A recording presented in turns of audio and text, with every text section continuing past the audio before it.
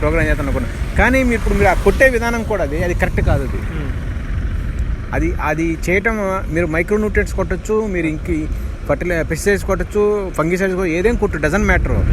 But గాలి ఎటు వస్తుంది మీరు చూసారా? మీరు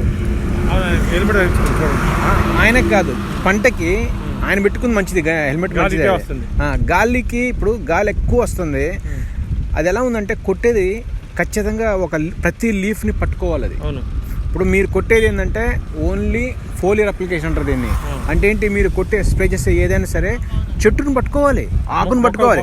అసలు నీ మన పంటలో, మనకున్న ప్రజెంట్ పంటలో అసలు మనకు ఆకులే లేవు.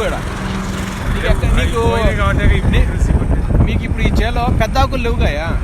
పెద్ద ఆకులు లేనప్పుడు అసలు నువ్వు ఎంత స్ప్రే చేసినా అట్లా కాదుగా.